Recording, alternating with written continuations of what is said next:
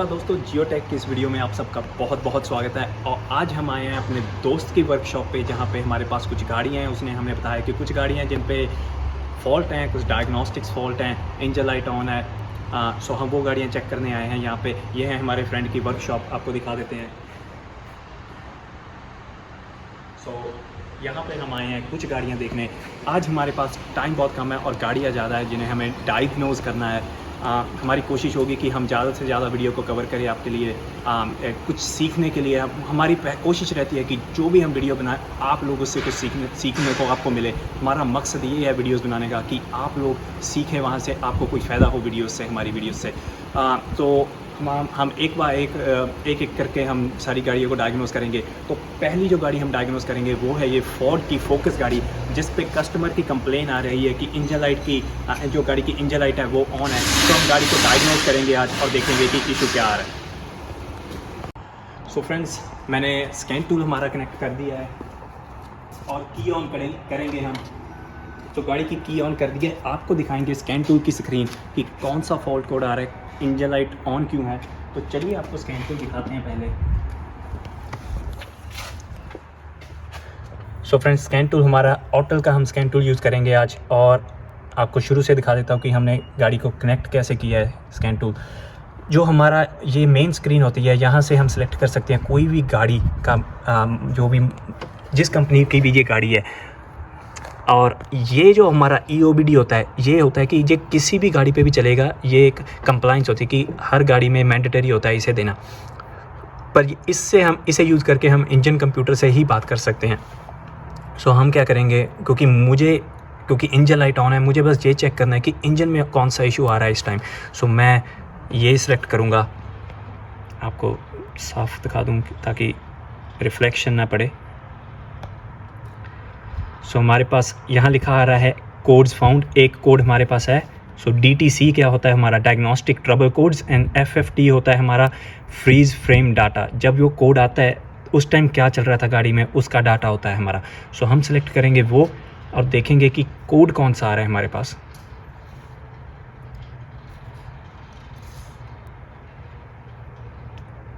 सो हमारे पास दोस्तों कोड आ रहा है P002008 intake manifold runner control circuit का कोड आ रहा है हमारे पास।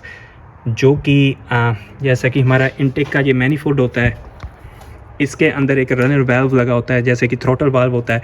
जब कंप्यूटर से सोलिनॉइड को कमांड करता है, वो वैक्यूम प्रोवाइड करता है हमारे रनर वाल्व को। जैसे कि ये है हमारा रनर वाल्व यहाँ पे, और जब वैक्यूम प्रोवाइड होता है वो वाल्व खुल जाता है। तो उसका जो सोलिनॉइड है उसका सर्किट ओपन है। तो ये हमारा आज का इशू है, इसे हम डायग्नोस करेंगे और आपको दिखाएंगे कि अगर आपकी गाड़ी पे भी सेम इशू आ रहा है तो आपने कैसे उसे डायग्नोस करना है। कौन सा जो एक फ़्लो होता है कि अप्रोच होती है जो हमारी डायग्नोस्टिक्स की, वो कैसे रखनी है। तो आज हम उसे कवर करेंगे। सो फ्रेंड्स, ये हैं हमारे दो रनर कंट्रोल के वाल्व, और यहाँ से हमारे जा रही हैं वैक्यूम की लाइन जा रही है।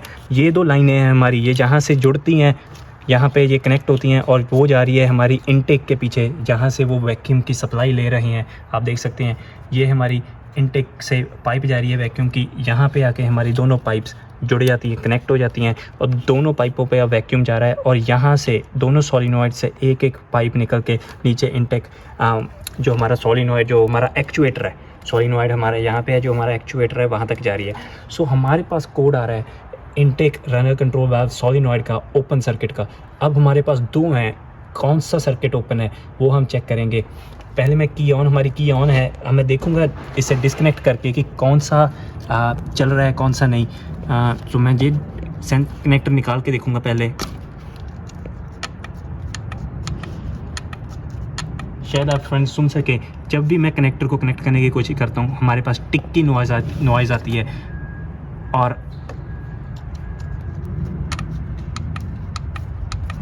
मतलब कि हमारा ये वाला जो सोलिनॉइड है वो चल रहा है। और अब हम चेक करेंगे हमारा दूसरा सोलिनॉइड। फ्रेंड्स, शायद आप सुन सकें कि ये वाला सोलिनॉइड जब मैं टच करता हूँ ये नहीं चल रहा, इससे कोई आवाज़ नहीं आ रही। सो की ऑन पे इस गाड़ी पे ये हमारे सोलिनॉइड एक्टिव होते हैं। अगर कभी भी हमारे पास कोई ऐसा इशू होता है, जैसे कि हमारे गाड़ी के व्हील स्पीड सेंसर होते हैं, कि अगर एक सेंसर ख़राब होता है हम दूसरा सेंसर चेक कर सकते हैं कि वो सेंसर कैसे काम कर रहा है, हम रेफरेंस ले सकते हैं। बढ़िया बात यह है इस टाइम कि हमारे पास 2 सोलिनॉइड्स हैं, एक हमारा सही नहीं चल रहा और एक हमारा चल रहा है। सो मैं रेफरेंस ले सकता हूँ कि इसकी रेजिस्टेंस है जो वो कितनी होनी चाहिए। रेजिस्टेंस टेस्ट कर सकते हैं हम, एक क्विकली रेजिस्टेंस टेस्ट कर सकते हैं कि इशू सच में है क्या, रेजिस्टेंस कितनी है इसकी। सो मैं क्या करूँगा, मैं दोनों सोलिनॉइड्स को डिस्कनेक्ट करके इसका रेजिस्टेंस चेक कर दूंगा क्विकली, ताकि मुझे आइडिया हो सके कि सच में ये सोलिनॉइड ख़राब है या ये स्टक हुआ है, चल क्या रहा यहाँ पे चल क्या रहा है। सो फ्रेंड्स, मैंने अपना मल्टीमीटर है जो वो ले लिया है, हम इसे रेजिस्टेंस पे लगाएंगे। ये मेरा रेजिस्टेंस का है और ये हमारी 2 तारें हैं, मैं इसे उसके अंदर पिन के अंदर कनेक्ट कर दूंगा और ये हमने कनेक्ट कर दिया। ये हमारे पास रेजिस्टेंस आ रही है 40 ओम की, जो कि स्पेसिफिकेशन होती है इसकी 28 से लेकर 40 के बीच में इतने ओम्स होने चाहिए। तो बिल्कुल उसके पास है इसकी ओम रेटिंग, और ये चल भी सही रहा है सोलिनॉइड। सो ये हमारा सही वाला सोलिनॉइड है। अब हम जो हमारा दूसरा सोलिनॉइड है जिससे हमारे पास नॉइज़ नहीं आ रही थी जब मैं उसे कनेक्ट कर रहा था, अब उसकी रेजिस्टेंस चेक करेंगे और देखेंगे क्या वो भी 30 और 40 के बीच में है या उसकी रेजिस्टेंस ज़्यादा है। सो वो मैं कनेक्ट करूँगा। सो फ्रेंड्स, जैसे कि आप देख सकते हो वो 40 ओम थी और ये 9 किलो ओम्स है, ये 10,000 ओम्स है। सो 40 ओम से लेके 10,000 ओम, मुझे बहुत ज़्यादा फ़र्क है। ये सोलिनॉइड ख़राब हो चुका है जिसकी वजह से उसकी रेजिस्टेंस इतनी हाई आ रही है। सो ये हमने कंफर्म कर लिया है कि हमारा जो ख़राब वाला सोलिनॉइड है वो ये वाला है और ये वाला सोलिनॉइड रिप्लेस करना पड़ेगा।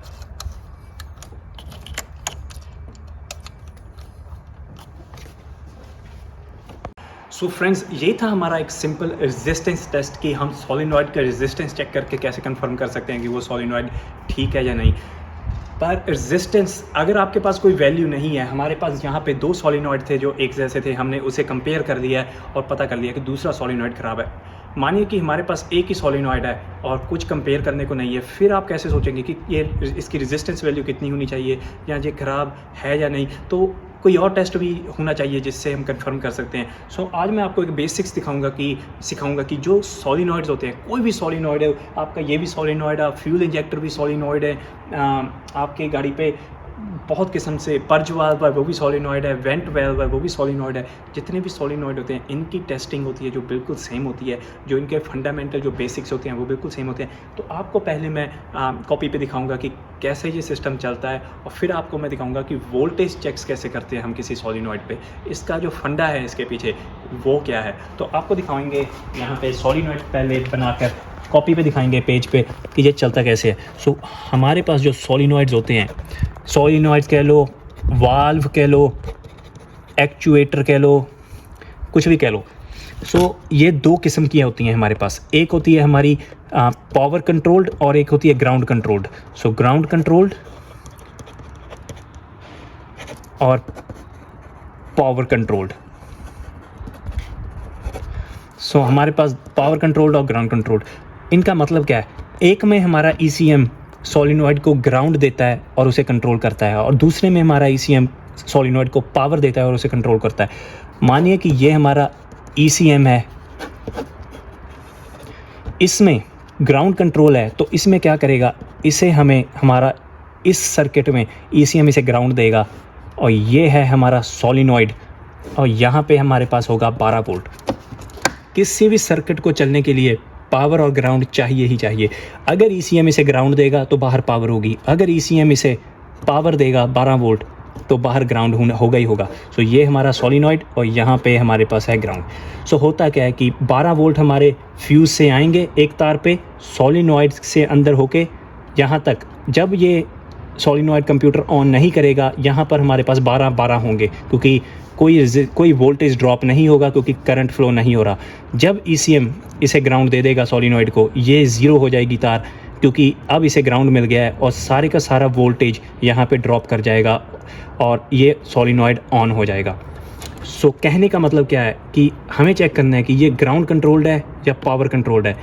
अगर मैं की ऑन पे इसकी कनेक्टर को डिस्कनेक्ट करके तारों को चेक करूं, हमारे पास एक तार पे 12 होने चाहिए, इसे डिस्कनेक्ट करने के बाद दूसरी तार पे 0 होने चाहिए, क्योंकि ECM उस की वो वायर है, पर वहाँ पे हम कोई पावर नहीं दे रहे क्योंकि हमने डिस्कनेक्ट कर दिया है। अगर तो हम जब कनेक्टर को डिस्कनेक्ट करेंगे, अगर हमारे पास 12 और 0 आ रहे हैं, मतलब वो ग्राउंड कंट्रोल्ड है। अगर हमारे पास वो, क्योंकि इस जो पावर कंट्रोल्ड है इसमें ECM पावर देगा जब वो ऑन होगा, अदरवाइज़ हमारे पास 0 रहेगी। अगर मैं डिस्कनेक्ट करूँगा सोलिनॉइड को, हमारे पास 0 वोल्ट आ रहे हैं, यानी कि वो पावर कंट्रोल्ड है। सो पहले हम चेक करेंगे क्या वो ग्राउंड कंट्रोल है या पावर कंट्रोल्ड है। सो यहाँ पे है हमारा सोलिनॉइड। मैं चेक करता हूँ कि हमारी की ऑन है या नहीं। हमारी गाड़ी की ऑन है, हमने मल्टीमीटर कनेक्ट कर लिया है। इसे मैं वोल्ट DC पे सेट कर लूँगा। हमने वोल्ट DC पे सेट कर लिया है। ये मैंने अपना ग्राउंड यहाँ पे मल्टीमीटर का लगा लिया है। मेक श्योर करना होता है अपने ग्राउंड आपका बिल्कुल सही हो। हम पावर पे चेक करेंगे, इसे हमारे पास 12 वोल्ट आ रहे हैं, हमारा ग्राउंड बिल्कुल ठीक है। तो ये है हमारा दोनों वाल्व। पहले हम चेक करेंगे कि ये पावर कंट्रोल्ड है या ग्राउंड कंट्रोल्ड। जैसे कि मैंने आपको बताया कि अगर दोनों तारों पे, अगर एक पे 12 एक पे 0 आएगा तो ये होगा हमारा ग्राउंड कंट्रोल्ड। अगर दोनों पे 0 आएगा इन पे तो ये होगा हमारा पावर कंट्रोल्ड। तो हम पहली तार चेक करेंगे, इस पे हमारे पास है 0 वोल्ट। दूसरी चेक करेंगे, इस पे हमारे 12 वोल्ट। सो ये ग्राउंड कंट्रोल्ड है। एक तार पे पीछे से फ्यूज़ से 12 वोल्ट आ रहे हैं, वो सोलिनॉइड के अंदर जाते हैं, और दूसरी जो तार है वो कंप्यूटर पे जाती है और कंप्यूटर उसे ग्राउंड कर देता है और सोलिनॉइड ऑन हो जाता है। सो ऐसे हम कंफर्म करते हैं कि ये पावर कंट्रोल्ड है या ग्राउंड कंट्रोल्ड है। और इस टाइम ये सोलिनॉइड कंप्यूटर इसे ग्राउंड कर रहा है, क्योंकि अगर मैं इसे बैक प्रोब करूं, हमारे पास एक तार पे 12 है और दूसरी तार पे हमारे पास 0 वोल्ट हैं। क्यों? क्योंकि हमारा जो कंप्यूटर है वो इसे ग्राउंड कर रहा है, पर ये सोलिनॉइड ख़राब है, इसकी वजह से ये ऑन नहीं हो रहा, पर कंप्यूटर उस सर्किट को ग्राउंड ज़रूर कर रहा है। इससे हमें कंफर्म होता है कि हमारा कंप्यूटर है जो वो सर्किट को ग्राउंड कर रहा है, कंप्यूटर ठीक है, हमारी वायरिंग ठीक है, और हमारा सोलिनॉइड है जो वो ख़राब है, क्योंकि हमने उसका रेजिस्टेंस चेक पहले ही कर लिया था। एक आपको क्विक टेस्ट और दिखा देते हैं कि कैसे कंफर्म करें कि हमारी वायरिंग ठीक है या नहीं। जो आगे से आ रही है, हमारी फ्यूज़ से आ रही है वायरिंग, कंप्यूटर तक जो वायरिंग जा रही है वो ठीक है या नहीं। तो आपको दिखाऊं, यहाँ पे हमारे पास है हमारा इस गाड़ी का इंजन कंप्यूटर। मैंने पहले चेक कर लिया था कि कौन सी वायर है हमारे सोलिनॉइड की। सो हमारे पास 2 तारें हैं यहाँ पे, एक ब्लैक और रेड कलर की वायर है। मैं आपको जूम करके दिखा देता हूँ। ये जो ब्लैक और रेड कलर की वायर है कि ये है, एक उसके साथ वाली तार है। ये दोनों सोलिनॉइड्स की कंट्रोल वायर्स हैं। अगर मैं इस कंट्रोल वायर को बैक प्रोब करूं, यहाँ पे हमारे पास फिर से 0 वोल्ट ही आएंगे जैसे कि सोलिनॉइड्स पे आ रहे थे। पर अगर मैं इसे डिस्कनेक्ट कर दूं ECM को, तो वो 0 नहीं रह जाएंगे, क्योंकि अब हमारे पास ग्राउंड नहीं है, कंप्यूटर उसे ग्राउंड नहीं कर पाएगा।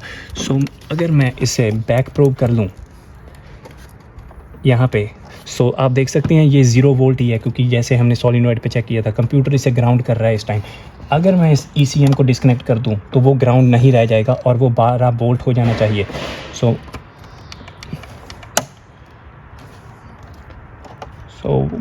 डिस्कनेक्ट करूँगा, हमारी वायर निकल चुकी है।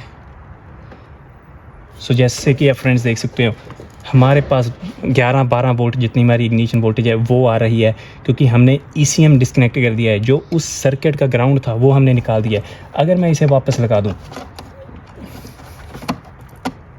तो आप देख सकते हैं ये 0 हो जाता है। अब इसे मैं बाहर निकालूंगा तो ये फिर से 12 हो जाना चाहिए, फिर से वो 11-12 वोल्ट हो चुका है। तो हो क्या रहा है कि जब मैं उसे कनेक्ट करता हूँ, हमारा जो ECM है वो उस सर्किट को ग्राउंड दे देता है और वो 0 हो जाता है।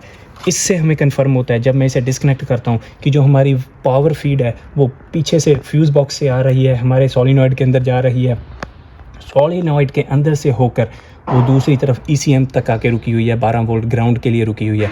सो हमारी सारी वायरिंग ECM तक बिल्कुल ठीक है, हमारा ECM उसे ग्राउंड भी कर रहा है। सो हमने रेजिस्टेंस चेक भी कर लिया है कि हमारा ये वाला सोलिनॉइड ख़राब है।